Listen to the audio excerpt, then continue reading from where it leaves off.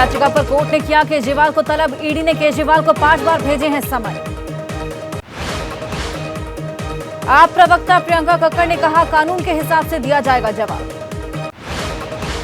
आप नेता जैस्मिन शाह का बयान, कहा बीजेपी को लगा झटका। ईडी की अब तक 1000 के करीब रेड, मगर अभी कुछ नहीं मिला। बीजेपी प्रवक्ता शहजाद पूनावाला बोले अरविंद केजरीवाल को नैतिकता के आधार पर दे देना चाहिए इस्तीफा। ईडी के टारगेट पर उत्तराखंड के पूर्व मंत्री हरक सिंह रावत। हरक सिंह से जुड़े 16 ठिकानों पर हुई छापेमारी। हरक सिंह को समर्थन देने पहुंचे विपक्षी दलों के विधायक। केंद्र सरकार के इशारों पर छापेमारी का आरोप। काशीपुर में बीजेपी नेता के यहां पर ईडी का छापा। अमित सिंह के घर पर पड़ी रेड। पूर्व में रही है हरक सिंह रावत से नजदीकियां। उत्तराखंड में आईएफएस अधिकारी सुशांत पटनायक के घर भी ईडी की रेड। कॉर्बेट टाइगर रिजर्व मामले में है नाम। हेमंत सोरेन की रिमांड कॉपी में ईडी ने कहा रिश्वत लेकर अधिकारियों की पोस्टिंग में शामिल है पूर्व सीएम। झारखंड के पूर्व मुख्यमंत्री हेमंत सोरेन की ईडी हिरासत 5 दिन बढ़ी। रांची की स्पेशल कोर्ट में बढ़ाई रिमांड। अब छत्तीसगढ़ पीएससी घोटाले की ईओडब्ल्यू जांच भी होगी। 2021 में कई अधिकारियों और कांग्रेस नेताओं के बच्चों का हुआ था चयन। उत्तराखंड विधानसभा में यूसीसी विधेयक पारित। विपक्षी दलों ने कुछ प्रावधानों पर जताई थी आपत्ति। उत्तराखंड के मुख्यमंत्री पुष्कर सिंह धामी ने एबीपी न्यूज से कहा जैसे उत्तराखंड से गंगा निकलती है वैसे ही यूसीसी की गंगा अन्य राज्यों में भी बहेगी। उत्तराखंड के नेता विपक्ष और कांग्रेस नेता यशपाल आर्य का बयान, मसौदा रखने की बजाय सीधा विधेयक किया गया पेश। यूसीसी विधेयक को लेकर बोले उत्तराखंड के पूर्व सीएम हरीश रावत, अगर यूसीसी इतना अच्छा तो फिर केंद्र सरकार क्यों नहीं लाती। यूसीसी विधेयक के खिलाफ सुप्रीम कोर्ट जाएगी जमीयत उलेमा हिंद। मौलाना काब रशीदी ने कहा वकीलों के साथ बातचीत जारी। यूपी के सीएम योगी का बयान, कहा पांडवों ने कौरवों से सिर्फ 5 गांव मांगे थे, सनातन आस्था तो सिर्फ 3 की बात कर रहे। एसपी नेता फखरुल हसन ने कहा हमारे नेता सदन में महंगाई बेरोजगारी की बात कर रहे थे, वहीं सरकार मंदिर और मस्जिद की बात कर रही।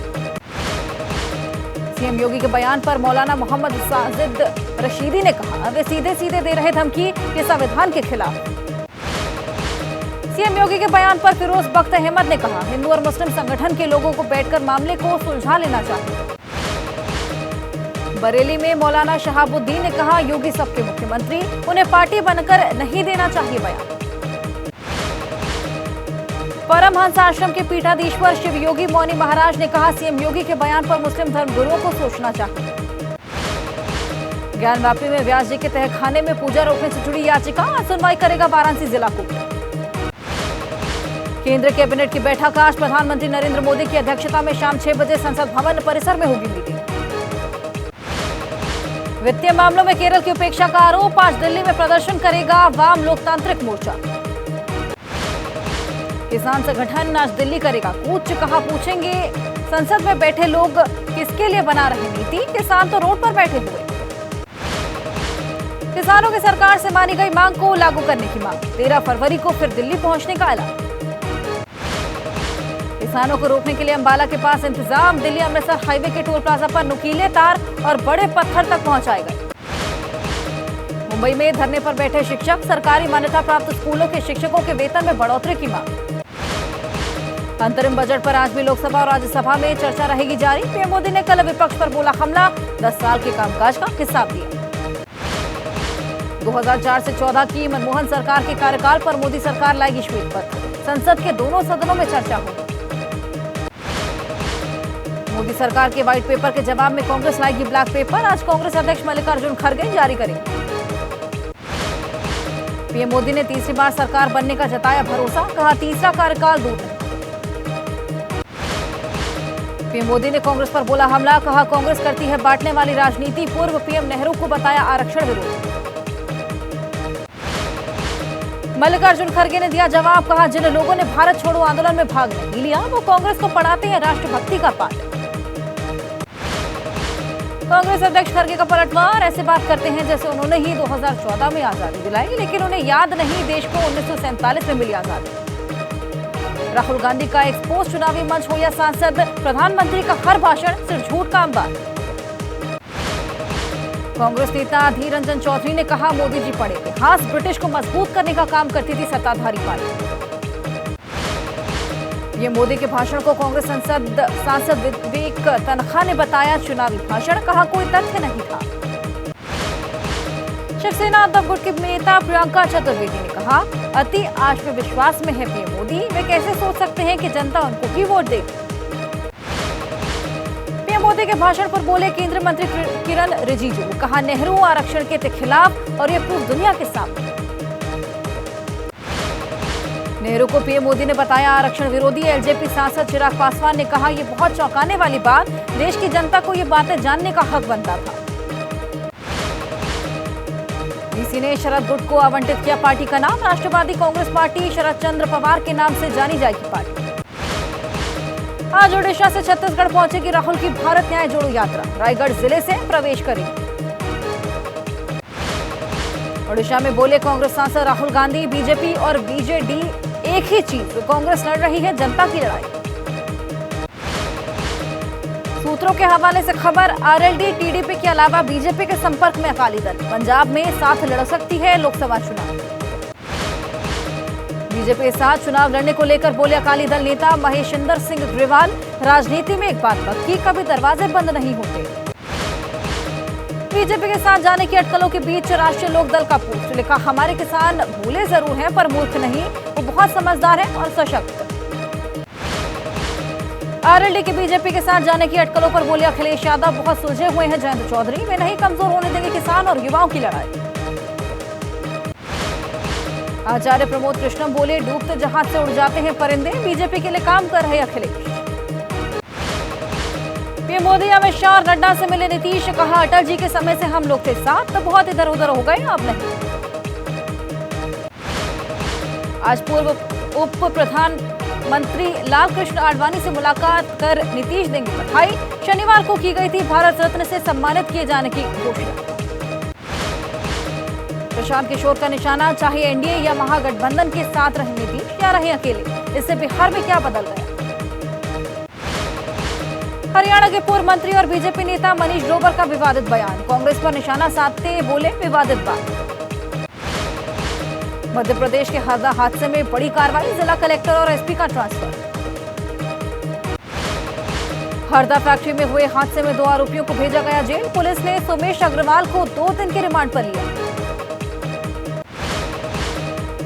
हरदा में हुए हादसे के बाद एक्शन में प्रशासन, इंदौर में 4 पटाखा गोदाम सील किए गए। हरदा हादसे को लेकर एबीपी न्यूज की पड़ताल में बड़ा खुलासा, राजेश अग्रवाल की एक और फैक्ट्री पर पहुंचा एबीपी न्यूज, खुले में सुखाए जा रहे थे पटाखे। झारखंड के चतरा में नक्सलियों के साथ मुठभेड़, पुलिस के 2 जवान शहीद, 3 घायल। झारखंड में मुठभेड़ के दौरान घायल जवान को एयरलिफ्ट कर भेजा गया रांची, अफीम की खेती को नष्ट करने के लिए पुलिस टीम गई।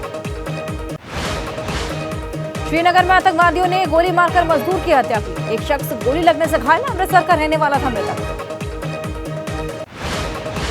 पटना में विश्व हिंदू परिषद के अंतर्राष्ट्रीय अध्यक्ष से मांगी रंगदारी, आरएन सिंह ने कंकड़बाग थाने में दर्ज कराया मामला। कर्नाटक में 2 चंदन तस्कर गिरफ्तार, चेकिंग के दौरान पकड़ा गया 392 किलो लाल चंदन। ग्रेटर नोएडा में पुलिस और बदमाशों की मुठभेड़, बदमाशों को लगी गोली, व्यापारी के बेटे की हत्या कर नहर में फेंका था शव। जम्मू कश्मीर के श्रीनगर में हादसा, एक घर में लगी भीषण आग, बागे मेहताब इलाके का मामला। करगिल में हो रही बर्फबारी की वजह से कई मार्ग बंद, नेशनल हाईवे 44 पर जमी कई भीड़ बर्फ। हिमाचल प्रदेश में मुसीबत बनने लगी बर्फबारी, कुल्लू और लाहौल स्पीति में बर्फबारी की वजह से कई सड़कें बंद। 2004 से 2014 तक देश में यूपीए सरकार का कार्यकाल रहा और उस कार्यकाल पर और उस सरकार के कामकाज पर प्रधानमंत्री मोदी ने जमकर निशाना साधा और अब आर्थिक कुप्रबंधन पर उस दौरान के एक श्वेत पत्र लाने की तैयारी है। आज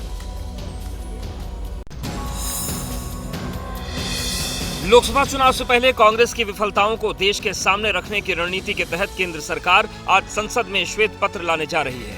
इसके जरिए बताने की कोशिश होगी कि यूपीए शासनकाल में गलत नीतियों के चलते अर्थव्यवस्था पर कितना बुरा असर पड़ा था। श्वेत पत्र की शुरुआत 1922 में ब्रिटेन में हुई थी। यह किसी विषय के बारे में सूचनात्मक दस्तावेज होता है। श्वेत पत्र एक सरकार, कोई संस्था या व्यक्ति ला सकता है और आज जो श्वेत पत्र आ रहा है वो यूपीए के आर्थिक कुप्रबंधन पर है।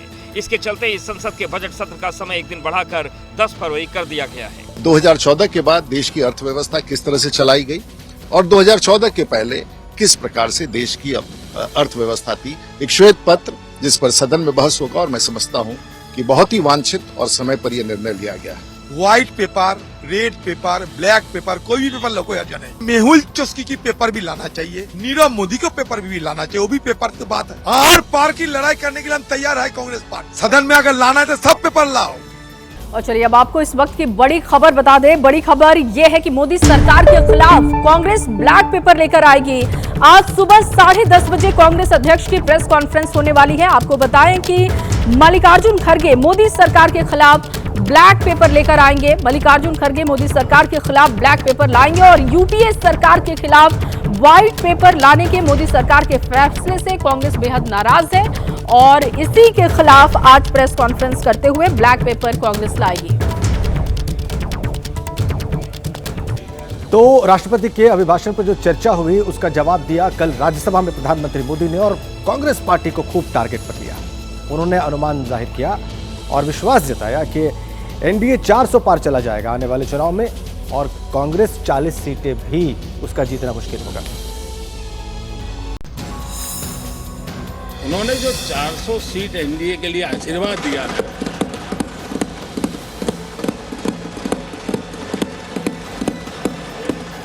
और मैं अरविंद जी के इन आशीर्वाद को, आपके आशीर्वाद मेरे सर आंखों पर, अब आपको आशीर्वाद वापिस लेना तो ले सकते हैं क्योंकि एक खबर तो आ गए हैं। मैंने भी एक प्रार्थना की है। प्रार्थना तो कर सकते हैं और मैं तो करता रहता हूं। पश्चिम बंगाल से आपको जो चैलेंज आई है, पश्चिम बंगाल से चैलेंज आई है कि कांग्रेस 440 पार नहीं कर पाएगी, 40 पार नहीं कर पाएगी। मैं प्रार्थना करता हूं कि आप 40 बचा पाए। कल प्रधानमंत्री नरेंद्र मोदी ने राज्यसभा में नेहरू से लेकर राहुल तक जमकर हमला किया और इसके बाद राहुल गांधी ने एक्स पर पोस्ट करते हुए बीजेपी पर जमकर निशाना साधा है। रिपोर्ट देखिए। नेहरू जी कहते थे अगर एससी, एसटी, ओबीसी को नौकरियों में आरक्षण मिला तो सरकारी काम का स्तर गिर जाएगा। नेहरू जी ने जो कहा वो कांग्रेस के लिए हमेशा से पत्थर की लकीर होता है। मेरा विश्वास पक्का हो गया है कि पार्टी सोच से भी आउटडेटेड हो गई है। पीएम मोदी ने राहुल गांधी समेत पूरी कांग्रेस पर चुन चुन कर प्रहार किए तो राहुल गांधी ने भी पलटवार किया। चुनावी मंच हो या संसद, प्रधानमंत्री का हर भाषण सिर्फ झूठ का अंबार होता है। वो अपने झूठ, अपनी ताली और अपने मीडिया के बीच इतने मग्न हो गए हैं कि जनता से जुड़ा हर सवाल उन्हें क्रोधित कर देता है। क्रोध विकास की नहीं, विनाश की गारंटी है। आइए अब किसानों की बात करते हैं। नोएडा में किसान कई दिनों से धरना दे रहे हैं और अब उन्होंने दिल्ली कूच का ऐलान किया है। वो नौकरी और मुआवजे की मांग कर रहे हैं।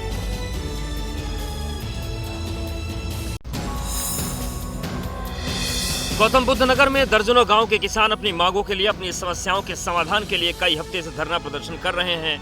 बुधवार को ग्रेटर नोएडा प्राधिकरण पर महापंचायत हुई। आज दिल्ली कूच का फैसला लिया गया।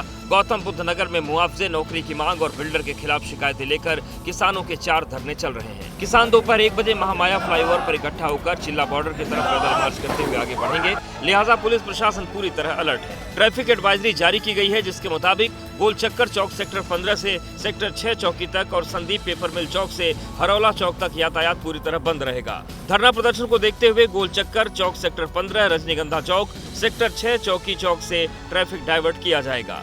झुनपुरा चौक सेक्टर 8, 10, 11, 12 चौक हरौला चौक से भी जरूरत के हिसाब से ट्रैफिक डाइवर्ट किए जाने की बात कही गई है। असुविधा से बचने के लिए जानकारी के लिए ट्रैफिक पुलिस के हेल्पलाइन नंबर 9971009001 पर संपर्क कर मदद ली जा सकती है। और अब बात झारखंड की कर लेते हैं। देखिए, ईडी लगातार हेमंत सोरेन से पूछताछ कर रही है और जानकारी मिल रही है कि ईडी ने हेमंत सोरेन को लेकर और उन पर जो आरोप लगे हैं उसको लेकर नए खुलासे किए हैं। झारखंड के पूर्व सीएम हेमंत सोरेन को बुधवार को ईडी ने रांची की पीएमएलए कोर्ट में पेश किया। कोर्ट ने 5 दिन की रिमांड बढ़ा दी। इस बीच ईडी ने हेमंत सोरेन पर कई तरह के भ्रष्टाचार में शामिल होने के आरोप लगाए हैं। रिमांड कॉपी में ईडी ने बड़ा खुलासा किया है। सोरेन और उनके करीबियों की व्हाट्सएप चैट का जिक्र करते हुए कहा कि सोरेन ने न सिर्फ सरकारी जमीनों पर कब्जा किया बल्कि रिश्वत लेकर ट्रांसफर पोस्टिंग भी की। ईडी ने व्हाट्सएप चैट के 539 पन्ने होने का दावा किया है, जिनमें से कुछ ही कोर्ट के सामने पेश किए गए। उनमें कई अफसरों के नाम, करंट पोस्टिंग और वो पोस्टिंग कहाँ चाहते हैं पूरी डिटेल है। ये व्हाट्सएप चैट हेमंत सोरेन और उनके करीबी दोस्त विनोद सिंह के बीच की है, जो पेशे से आर्किटेक्ट हैं। बोकारो और चलबासा जेल सुपरिटेंडेंट के ट्रांसफर से जुड़ा कागज भी मोबाइल से बरामद हुआ। कागज में लिखा है ट्रांसफर पोस्टिंग का रेट। विनोद ने 7 जून 2020 को हेमंत सोरेन को व्हाट्सएप किया था, जिसमें लिखा था कहीं का डीसी बना देना, नो रिलेशन, प्योर कमर्शियल। भाई, अभी तक जितनी भी सिफारिश की है किसी से भी 1 रुपया नहीं लिया है। काम होने के बाद जैसा आदेश होगा आपका, लेकिन रिक्वेस्ट है प्लीज कुछ केस कंसीडर कर लेना। विश हम भी छोटे से सिस्टम के पार्ट होते। 6 फरवरी को दिल्ली जल बोर्ड में हुए घोटाले के मामले में ईडी ने दिल्ली में कई जगहों पर रेड की थी। उसके बारे में ईडी ने कई खुलासे किए हैं, जबकि उस रेड के बाद अरविंद केजरीवाल ने कहा था कि ईडी को कुछ नहीं मिला है। ईडी ने दिल्ली जल बोर्ड घोटाले में 6 फरवरी को दिल्ली, वाराणसी और चंडीगढ़ में छापेमारी की थी, जिस पर केजरीवाल की ओर से कहा गया था कि रेड में कुछ नहीं मिला। लेकिन अब ईडी की ओर से बताया गया है कि रेड में क्या मिला और क्या पता चला।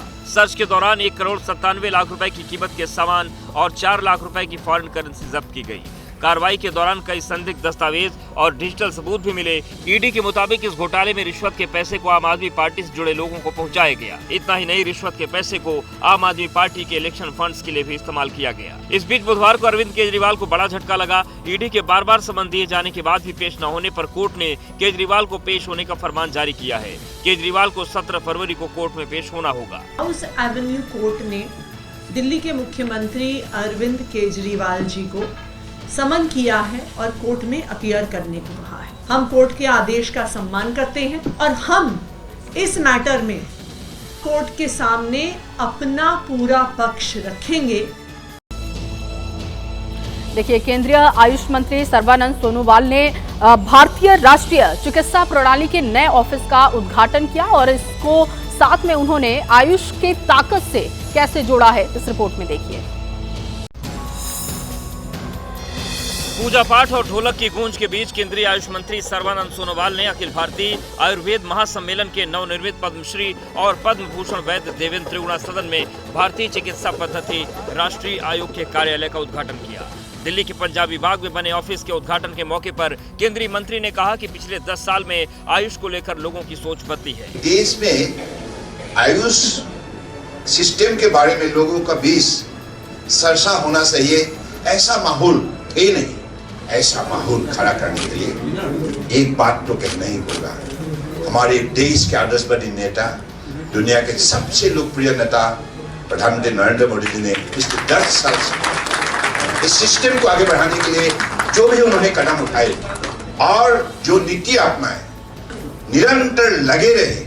इस मौके पर केंद्रीय आयुष और महिला बाल विकास राज्य मंत्री डॉक्टर मुंजपरा महेंद्र भाई ने एक वीडियो संदेश के जरिए आयुष मंत्रालय की 10 साल की उपलब्धियों की सराहना की। पाकिस्तान में आज नेशनल असेंबली के लिए मतदान होना है और थोड़ी देर में मतदान वहां पर शुरू हो जाएगा। वहां पर चुनाव में 3 बड़ी पार्टियां हैं, इमरान खान की पार्टी तहरीक इंसाफ और इसके अलावा पाकिस्तान पीपुल्स पार्टी और नवाज शरीफ की पार्टी पाकिस्तान मुस्लिम लीग। वहां पे मतदान शुरू हो गया। बड़ी खबर यह है 266 सीटों के लिए वहां पर वोट डाले जा रहे हैं। ये ताजा अपडेट। नेशनल असेंबली में 266 सीटों के लिए मतदान पाकिस्तान में शुरू हो चुका है। और चलिए बड़ी खबर आपको बताएं, पाकिस्तान में आज आम चुनाव है। 12 करोड़ से ज्यादा मतदाता वोट डालने वाले हैं, लेकिन वोटिंग से पहले बड़ा एक्शन वहां पर लिया गया। पाकिस्तान में वोटिंग से पहले इंटरनेट बंद कर दिया गया है। पाकिस्तान टेलीकम्युनिकेशन अथॉरिटी पर आरोप है कि अवैध तरीके से ये इंटरनेट बंद करा है। तो इंटरनेट बंद करने का आरोप है, अवैध तरीके से टेलीकम्युनिकेशन अथॉरिटी पर यह आरोप लगा है। ऐसे में पाकिस्तान में वोटिंग से पहले इंटरनेट को बंद कर दिया गया है। वोटिंग से पहले ये बड़ा एक्शन, देखिए तस्वीरें भी हम आपको दिखा रहे हैं। 12 करोड़ से ज्यादा मतदाता आज वोट डालने वाले हैं। नवाज और इमरान सीधी टक्कर यहां पर वोटिंग से पहले, लेकिन यहां पर एक बड़ा एक्शन लिया गया। पाकिस्तान में वोटिंग से पहले इंटरनेट को बंद कर दिया गया है। पाकिस्तान टेलीकम्युनिकेशन अथॉरिटी पर यह आरोप लग रहे हैं कि उन्होंने अवैध तरीके से इंटरनेट बंद कर दिया है। देखिए वोटर्स वहां पर जुटे हैं, लेकिन वोटर्स वहां पर इंतजार कर रहे थे। वोटिंग से पहले वहां पर इंटरनेट सेवा को बंद कर दिया गया, वो भी अवैध तरीके से। रावलपिंडी की तस्वीरें हम आपको दिखा रहे हैं, वोटिंग से पहले की तस्वीरें। लोग एकजुट हैं, यहां पर वोटिंग पड़ने वाली है, लेकिन वोटिंग से पहले इंटरनेट सेवाएं बंद कर दी गई हैं, वो भी अवैध तरीके से।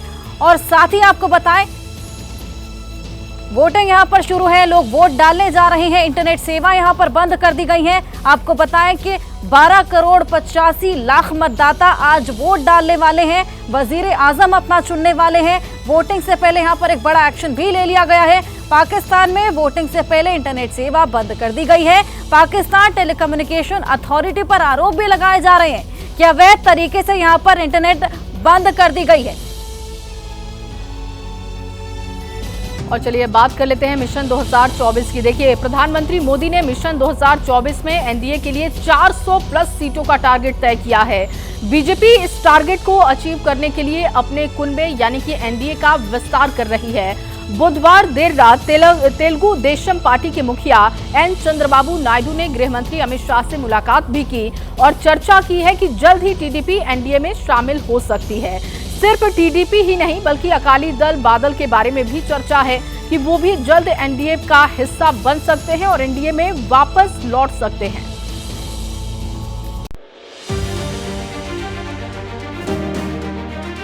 आंध्र प्रदेश से उड़कर दिल्ली पहुंचे टीडीपी के मुखिया देर रात गृह मंत्री अमित शाह से मिलने पहुंचे थे। देर रात हुई इस मुलाकात के बाद सवाल यह है कि क्या टीडीपी एनडीए में शामिल होगी? क्या टीडीपी और बीजेपी के बीच गठबंधन पर बात आगे बढ़ चुकी है? क्या एक और पुराना सहयोगी एनडीए में लौट रहा है? इन सवालों पर अभी कोई साफ साफ कुछ नहीं बोल रहा, लेकिन राजनीतिक गलियारों में जो चर्चा है उनका इशारा साफ है कि जल्द ही टीडीपी की एनडीए में वापसी हो सकती है। It is between the Honorable Home Minister and CBN, sir. Meeting would happen for sure. It is between two big political stalwarts of the country. Amit Shah और नायडू की मुलाकात महज सियासी शिष्टाचार नहीं है। सूत्रों के मुताबिक बीजेपी और टीडीपी के बीच गठबंधन पर आगे बात बढ़ चुकी है। बातचीत अब सीट शेयरिंग को लेकर हो रही है। चर्चा है कि अमित शाह से चंद्रबाबू नायडू की मुलाकात सीट शेयरिंग को लेकर ही थी। लोकसभा के साथ ही आंध्र प्रदेश में विधानसभा चुनाव होने हैं। आंध्र प्रदेश में लोकसभा की कुल 25 सीटें हैं। 2019 के लोकसभा चुनाव में 22 सीट जीतने वाली जगन मोहन रेड्डी की पार्टी वाईएसआर कांग्रेस को 50% वोट मिले थे, जबकि 3 सीट जीतने वाली टीडीपी को 40% वोट, जनसेना को करीब 6% और कांग्रेस बीजेपी को महज 1% वोट मिले थे। 2014 में टीडीपी एनडीए में थी, लेकिन 2019 में लोकसभा चुनाव से पहले नायडू एनडीए में अलग हो गए थे। हालांकि तब चुनाव में टीडीपी जगन की पार्टी से बुरी तरह हार गई थी। अब जगन से लड़ने के लिए चंद्रबाबू फिर एनडीए का रुख करते दिख रहे हैं। संकट सीट शेयरिंग का है। आंध्र प्रदेश में चंद दिन पहले ही टीडीपी और पवन कल्याण की पार्टी जनसेना ने गठबंधन किया है। टीडीपी ने जनसेना को लोकसभा की 3 सीटें दी हैं और अब बाकी बची 22 सीटों में से बीजेपी 10 सीट मांग रही है। सूत्रों के मुताबिक टीडीपी बीजेपी को 5 से 7 सीट देने के लिए तैयार है। बीजेपी की नजर दक्षिण में सिर्फ आंध्र प्रदेश पर नहीं है। मिशन 400+ में जुटी बीजेपी की नजर पूरे साउथ ब्लॉक पर है। दक्षिण भारत में लोकसभा की 132 सीटें हैं। 2019 के लोकसभा चुनाव में बीजेपी गठबंधन को 31 सीटें मिली थी। कांग्रेस गठबंधन को तब 65 और अन्य को 36 पर जीत मिली थी।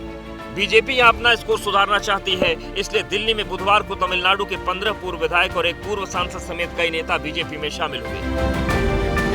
All the new joinees who are on the stage along with us. They have decided to strengthen the hands of Honorable Prime Minister. The 2024 elections, our Honorable Prime Minister Narendra Modi ji is going to come back to power for the third straight time with a resounding mandate. दक्षिण के साथ ही उत्तर में भी BJP NDA का विस्तार कर रही है। चंद्रबाबू नायडू के बाद एनडीए में रहे अकाली दल बादल के भी गठबंधन में वापसी की चर्चा है।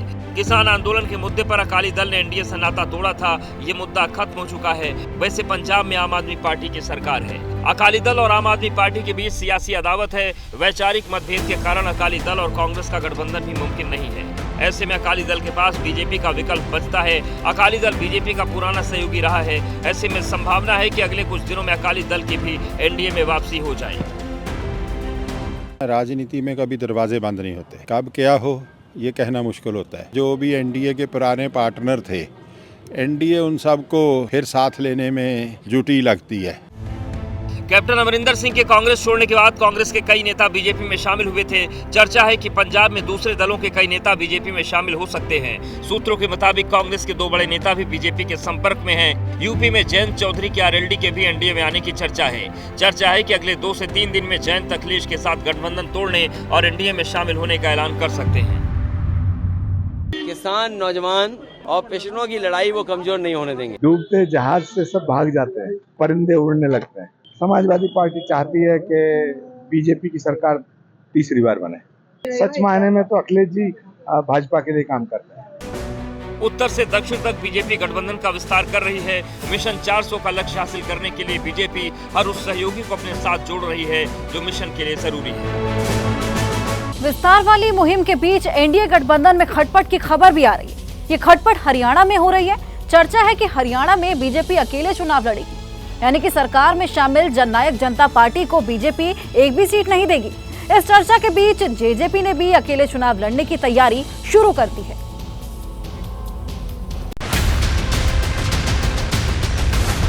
दस की 10 लोकसभा सीटों पर पार्टी के प्रभारी सह प्रभारी भी नियुक्त करेंगे। वो 10 की 10 सीटें पहले से ज़्यादा मार्जिन के साथ हरियाणा के अंदर भारतीय जनता पार्टी जीतेगी। राजनीति शर्त के हिसाब से नहीं चलती, राजनीति हालात के हिसाब से चलती है। 2024 में उतने बनेंगे, 10 पहले थे 10 साल। जुबानी तल्खी हरियाणा में एनडीए की हकीकत बयान कर रही है। इंडिया गठबंधन में तकरार और दरार की खबरें तो हर तरफ हैं, लेकिन एनडीए में तकरार का यह हरियाणा चैप्टर है। सूत्रों का दावा है कि हरियाणा में बीजेपी अकेले 10 सीटों पर चुनाव लड़ेगी। बीजेपी सहयोगी जननायक जनता पार्टी को एक भी सीट नहीं देगी। 2019 में बीजेपी ने हरियाणा में सभी 10 लोकसभा सीटें जीती थी। देश की तरह हरियाणा में बीजेपी को मोदी मैजिक पर भरोसा है। सीएम मनोहर लाल खट्टर पहले ही कह चुके हैं कि बीजेपी सूबे में सभी सीटों पर चुनाव लड़ेगी।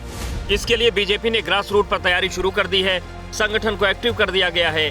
बीजेपी कार्यकर्ता मोदी सरकार की उपलब्धियों का प्रचार कर रहे हैं। दूसरी पार्टियों के नेताओं को बीजेपी में शामिल कराया जा रहा है। चंद दिन पहले ही आम आदमी पार्टी छोड़ने वाले अशोक तंवर बीजेपी में शामिल हो चुके हैं। अशोक तंवर भी पार्टी लाइन को आगे बढ़ाते हुए 10 सीटों पर चुनाव लड़ने की बात कह रहे हैं। 2024 को देखते हुए बहुत ही ज़बरदस्त लोगों के अंदर जोश है, जज्बा है देश को विकसित करने का। नरेंद्र मोदी जी के हाथों को और मजबूत करें, मनोहर लाल जी के नेतृत्व में एक बार फिर 10 की 10 सीटें जीतें लोकसभा की। सभी 10 सीटों पर चुनाव लड़ने की तैयारी बीजेपी के सहयोगी जननायक जनता पार्टी भी कर रही है। चुनावी तैयारियों को आगे बढ़ाने के लिए दुष्यंत चौटाला ने हरियाणा की सभी 10 लोकसभा सीटों पर प्रभारी और सह प्रभारी नियुक्त किया है। जेजेपी ने 26 वरिष्ठ नेताओं को लोकसभा चुनाव की जिम्मेदारी सौंपी है। 10 फरवरी से लोकसभा क्षेत्रों में चुनाव कार्यालय खोले जाएंगे। जेजेपी का फोकस भिवानी, हिसार और सिरसा लोकसभा सीट पर है। भिवानी महेंद्रगढ़ लोकसभा सीट पर राज्य मंत्री अनूप धारक को प्रभारी बनाया गया है। हिसार की कमान केसी बांगड़ को सौंपी गई है। सिरसा की जिम्मेदारी निशान सिंह को दी गई है।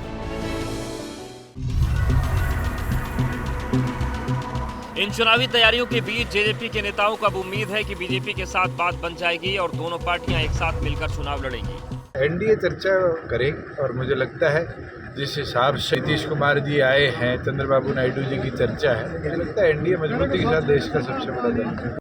बीजेपी के साथ गठबंधन में सरकार चला रही जेजेपी का फोकस भिवानी और हिसार लोकसभा सीटों पर है। दरअसल इन दोनों सीटों से चौटाला परिवार का पुराना जुड़ाव रहा है। 1999 में अजय सिंह चौटाला भिवानी लोकसभा सीट से इनेलो के टिकट पर चुनाव जीते थे। 2014 में दुष्यंत चौटाला हिसार लोकसभा सीट से चुनाव जीते थे। दुष्यंत 2019 में भी हिसार सीट से चुनाव लड़े थे, लेकिन तब उनकी हार हुई थी। इस हार के बाद भी जेजेपी हिसार और भिवानी सीट पर दावा कर रही है। राजनीति शर्त के हिसाब से नहीं चलती, राजनीति हालात के हिसाब से चलती है, लोगों की भावना के हिसाब से चलती है और उसी हिसाब से इस पर फैसला है। हरियाणा की सियासत करने वाली जेजेपी का कोर वोटर जाट है। हरियाणा में जाट वोट 22% है, ओबीसी वोट 25% है, अनुसूचित जाति का वोट 21%, जबकि अन्य का 32% है। जाट वोट का चौटाला परिवार से जुड़ाव रहा है, लेकिन अब चौटाला परिवार 2 हिस्सों में बंट गया है। इससे जाट वोटों पर चौटाला परिवार की पकड़ कमजोर हुई है। वहीं दूसरे वर्गों की वोट के साथ ही बीजेपी ने जाट वोटों में भी सेंध लगाई है। इसलिए बीजेपी नेता मजबूती से सभी 10 लोकसभा सीटों पर चुनाव लड़ने का ऐलान कर रहे हैं। 2024 10 की 10 लोकसभा भारतीय जनता पार्टी जीतेगी। मोदी जी तीसरी बार फिर से सरकार बनाएंगे। 29 जनवरी को गोहाना में रैली के दौरान गृह मंत्री अमित शाह ने सभी 10 लोकसभा सीटों पर चुनाव लड़ने का ऐलान किया था। बीजेपी नेता उसी दिशा में आगे बढ़ रहे हैं। हालांकि अभी औपचारिक तौर पर कोई ऐलान नहीं हुआ है।